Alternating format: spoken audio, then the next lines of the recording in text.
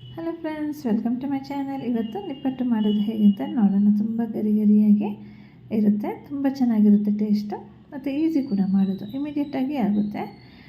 ಈಗ recipe start ಮಾಡೋಣ. ಆದರೆ ಅದಕ್ಕೂ ಮೊದಲು ನನ್ನ ಚಾನಲ್ನ ಸಬ್ಸ್ಕ್ರೈಬ್ ಮಾಡಿಲ್ಲ ಅಂದರೆ ನನ್ನ ಚಾನಲ್ನ ಬೇಗನೆ ಸಬ್ಸ್ಕ್ರೈಬ್ ಮಾಡಿ. ಈಗ ನಾನಿಲ್ಲಿ ಫಸ್ಟ್ ಒಂದು ಬಾಣಲಿ ತೊಗೊಂಡಿದ್ದೀನಿ. ಅದು ಬಿಸಿ ಆದಮೇಲೆ ಅದಕ್ಕೆ 2 ಹಿಡಿ ಕಡಲೆ ಬೀಜನ ಹಾಕೋತಾ ಇದ್ದೀನಿ. ಜಸ್ಟ್ ಕೈಯಲ್ಲಿ ಮೆಜರ್ ಮಾಡಿ 2 ಹಿಡಿ ಹಾಕೋತಾ ಇದ್ದೀನಿ. ಇದನ್ನು ಸ್ವಲ್ಪ ಡ್ರೈ ರೋಸ್ಟ್ ಮಾಡ್ಕೋಬೇಕು. ಗ್ಯಾಸ್ ಫ್ಲೇಮ್ನ ಮೀಡಿಯಮಲ್ಲಿಟ್ಟು ಡ್ರೈ ರೋಸ್ಟ್ ಮಾಡ್ಕೋತಾ ಇದ್ದೇನೆ. ಇದು ಇಮಿಡಿಯೇಟಾಗಿ ಒಂದು ಸ್ನ್ಯಾಕ್ಸ್ ತಿನ್ನಬೇಕು ಅಂದರೆ, ಗರಿಗರಿಯಾಗಿರೋಂಥ ಸ್ನ್ಯಾಕ್ಸ್ ತಿನ್ನಬೇಕು ಅಂದರೆ ಈ ಥರ ಒಂದು ರೆಸಿಪಿ ಮಾಡ್ಕೋಬೋದು. ನೋಡಿ, ಇದು ರೋಸ್ಟ್ ಆಗಿದೆ. ಈಗ ಅದೇ ಬಾಣಲೆಯಲ್ಲಿ ಮತ್ತು ಹುರಿಗಡಲೆನ ಹಾಕಿ ಡ್ರೈ ರೋಸ್ಟ್ ಮಾಡ್ಕೋತಾ ಇದ್ದೇನೆ. ಈಗ ಇದನ್ನು ಕೂಡ ಅದೇ ಥರ ಲೋ ಫ್ಲೇಮಲ್ಲಿಟ್ಟು ಫ್ರೈ ಮಾಡ್ಕೋತಾ ಇದ್ದೀನಿ. ಫ್ರೈ ಆಗಿದೆ, ಅದನ್ನು ತೆಗೆದು ಸೈಡಲ್ಲಿ ಇಟ್ಕೋತಾ ಇದ್ದೀನಿ. ಈಗ ಅದೇ ಬಾಣಲೆಯಲ್ಲಿ ಮತ್ತೆ ಒಂದು ಹಿಡಿ ಕರಿಬೇವಿನ ಸೊಪ್ಪನ್ನು ಹಾಕಿ ಡ್ರೈ ರೋಸ್ಟ್ ಮಾಡ್ಕೋತೀನಿ. ಈಗ ಕರಿಬೇವು ಸೊಪ್ಪು ಚೆನ್ನಾಗಿ ಡ್ರೈ ರೋಸ್ಟ್ ಆಗಿದೆ ನೋಡಿ. ಈಗ ಇದನ್ನು ಕೂಡ ತೆಗೆದು ಸೈಡಲ್ಲಿ ಇಡ್ತೇನೆ. ಬೇವಿನ ಸೊಪ್ಪೆಲ್ಲ ಹಾಕೋದ್ರಿಂದ ಚೆನ್ನಾಗಿ ಬರುತ್ತೆ, ನಾವು ನಿಪ್ಪಟ್ಟು ಮಾಡ್ತಾಯಿದ್ದೀವಲ್ಲ ಅದು. ಈಗ ಅದೇ ಬಾಣಲೆಯಲ್ಲಿ 1 ಕಪ್ ಕಡಲೆ ಹಿಟ್ಟು ತೊಗೊಂಡಿದ್ದೀನಿ, 1/4 ಕಪ್ ಚಿರೋಟಿ ರವೆ ತೊಗೊಂಡಿದ್ದೀನಿ.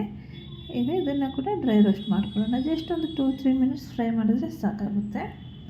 ಇದನ್ನು ಲೋ ಫ್ಲೇಮಲ್ಲಿಟ್ಟು ಫ್ರೈ ಮಾಡ್ಕೋತಾ ಇದ್ದೀನಿ. ಕಂಟಿನ್ಯೂಸ್ ಸ್ಟಿರ್ ಮಾಡ್ಕೋಬೇಕು. ಈಗ ಚೆನ್ನಾಗಿ ಫ್ರೈ ಮಾಡಿ ನಂತರ ಇದನ್ನು ಕೂಡ ಸೈಡಲ್ಲಿ ತೆಗೆದಿಡ್ತಾ ಇದ್ದೀನಿ.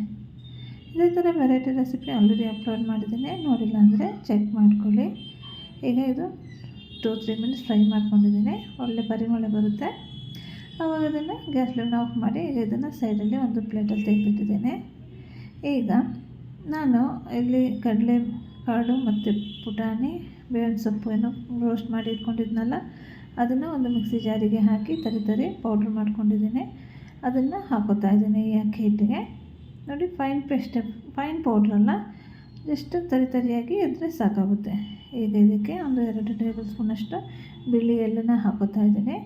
ನಂತರ ಸ್ವಲ್ಪ ಜೀರಿಗೆ ಕೂಡ ಹಾಕೋತಾ ಇದ್ದೀನಿ. ಇಲ್ಲಿ ಎಷ್ಟು ಹಾಕಿದ್ದೀನಿ ಅಂತ ಮೆನ್ಷನ್ ಮಾಡಿರ್ತೀನಿ. ನಂತರ ರುಚಿಗೆ ತಕ್ಕಷ್ಟು ಉಪ್ಪು ಹಾಕೋತಾ ಇದ್ದೀನಿ. ಲಾಸ್ಟಲ್ಲಿ ಸ್ವಲ್ಪ ಇಂಗನ್ನು ಹಾಕೋತಾ ಇದ್ದೀನಿ, ಒಂದು 1/2 ಟೀ ಸ್ಪೂನಷ್ಟು. ಈಗ ಇದನ್ನು ಚೆನ್ನಾಗಿ ಕೈಯಲ್ಲಿ ಮಿಕ್ಸ್ ಮಾಡ್ಕೋಬೇಕು. ಈಗ ಮಿಕ್ಸ್ ಮಾಡಿಕೊಂಡು ನಂತರ ಇಲ್ಲಿ ನಾನು 2 ಟೇಬಲ್ ಸ್ಪೂನಷ್ಟು ಎಣ್ಣೆನ ಬಿಸಿ ಆಗೋಕ್ಕೆ ಇಟ್ಟಿದ್ದೀನಿ. ಇಷ್ಟೊಂದು ಬಿಸಿ ಆಗಬೇಕು, ಅದು ಉಗುರು ಬೆಚ್ಚ ಥರ ಆಗಬೇಕು. ಅಷ್ಟರಲ್ಲಿ ನಾನಿಲ್ಲಿ ಇದನ್ನು ಮಿಕ್ಸ್ ಮಾಡ್ಕೋತೀನಿ. ಚೆನ್ನಾಗಿ ಬ್ಲೆಂಡ್ ಆಗಬೇಕು, ಆ ಥರ ಕೈಯಲ್ಲೇ ಮಿಕ್ಸ್ ಮಾಡ್ಕೊಳ್ಳೋಣ. ನೋಡಿ, ಚೆನ್ನಾಗಿ ಬ್ಲೆಂಡ್ ಆಗಿದೆ. ಈಗ ಎಣ್ಣೆ ಬಿಸಿ ಮಾಡ್ಕೊಂಡಿದ್ದೀನಲ್ಲ, ಅದನ್ನು ಹಾಕೋಬೇಕು ಇದಕ್ಕೆ. ತುಂಬ ಗರಿಗರಿಯಾಗಿ ಆಗುತ್ತೆ, ಚೆನ್ನಾಗಿರುತ್ತೆ ಟೇಸ್ಟು. ಈಗ ನೋಡಿ, ಎಣ್ಣೆನ ಹಾಕ್ಕೊಂಡಿದ್ದೀನಿ.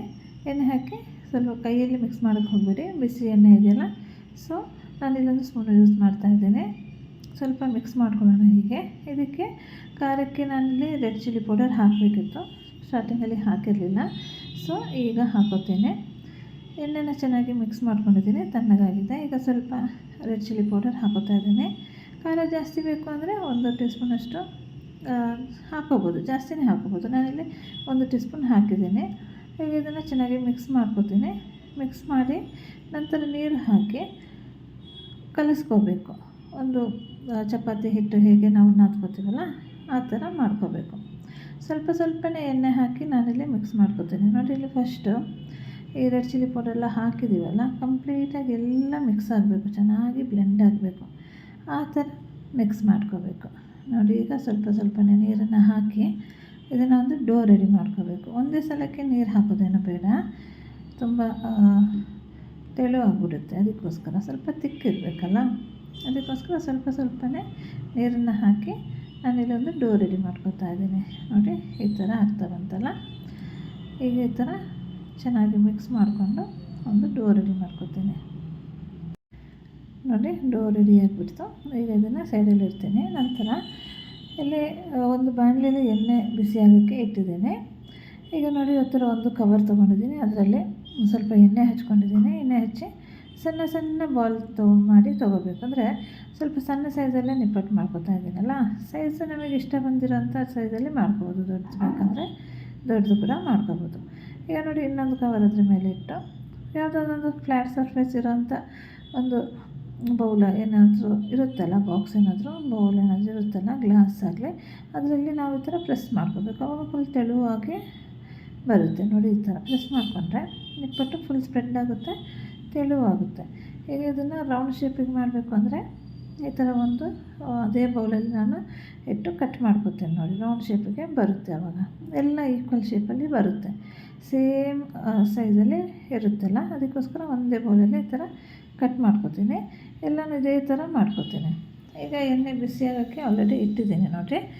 ಈಗ ಇದನ್ನು ತೆಗೆದು ಬೇರೆ ಕಡೆ ಒಂದು ಪೇಪರ್ ಮೇಲೇ ಇಟ್ಕೋಬೇಕು ನೋಡಿ. ಮತ್ತೆ ಇನ್ನೊಂದನ್ನು ಅದೇ ಥರ ಮಾಡಿ ತೋರಿಸ್ತೀನಿ.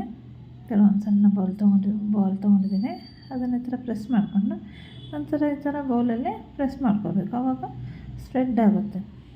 ನಾನು ಇದೇ ಥರ ಒಂದೇ ಬೌಲಲ್ಲಿ ಅದನ್ನು ಸೇಮ್ ಸೈಜಲ್ಲಿರಲಿ ಅಂತ ಕಟ್ ಮಾಡ್ಕೊತಾ ಇದ್ದೀನಿ ನೋಡಿ. ನಮಗೆ ತೆಳು ಬೇಡ ಅಂದರೆ ದಪ್ಪ ಕೂಡ ಮಾಡ್ಕೋಬೋದು. ನಾನು ತೆಳು ಇದ್ದರೆ ಚೆನ್ನಾಗಿರುತ್ತಲ್ಲ ಅಂತ ತೆಳುವಾಗಿ ಮಾಡ್ಕೊತಾ ಇದ್ದೀನಿ ನೋಡಿ. ಸೈಡಿಂದೆಲ್ಲ ತೆಗೆದು ಇಡ್ತಾಯಿದ್ದೀನಿ. ಈ ಥರ ನೋಡಿ ನಿಪ್ಪಟ್ಟು ರೆಡಿ ಆಯಿತು. ಈಗ ಇದನ್ನು ಫ್ರೈ ಮಾಡ್ಕೋಬೇಕು. ಎಣ್ಣೆ ಬಿಸಿಯಾಗೋಕೆ ಇಟ್ಟಿದ್ದೀನಿ ನೋಡಿ. ಒಂದು 4-5 ಹಾಕಿ ಫ್ರೈ ಮಾಡ್ಕೋಬೋದು ಒಂದೇ ಸಲದಲ್ಲಿ. ಎಣ್ಣೆ ಚೆನ್ನಾಗಿ ಬಿಸಿಯಾಗಿರಬೇಕು. ಹಾಕಿ ನಿಪ್ಪಟ್ಟನ್ನೆಲ್ಲ ಹಾಕಿ ಇದನ್ನು ಗ್ಯಾಸ್ ಫ್ಲೇಮ್ನ ಸ್ವಲ್ಪ ಮೀಡಿಯಮಲ್ಲಿಡ್ತೇನೆ. ಹೈ ಫ್ಲೇಮಲ್ಲಿಟ್ಟು ಫ್ರೈ ಮಾಡ್ಕೋಬಾರ್ದು, ಮೀಡಿಯಮ್ ಫ್ಲೇಮಲ್ಲಿಟ್ಟು ಫ್ರೈ ಮಾಡ್ಕೋಬೇಕು. ತೆಗಿಬೇಕಾದ್ರೆ ಹೈ ಫ್ಲೇಮಲ್ಲಿಟ್ಟು ತೆಗಿಬೇಕು. ಈಗ ನೋಡಿ ಇದು ಚೆನ್ನಾಗಿ ಫ್ರೈ ಆಗಲಿ. ಈಗ ಇದನ್ನು ಒಂದು 1 ಮಿನಿಟ್ ಆದಮೇಲೆ ಜಸ್ಟ್ ಈ ಥರ ಫ್ಲಿಪ್ ಮಾಡಬೇಕು.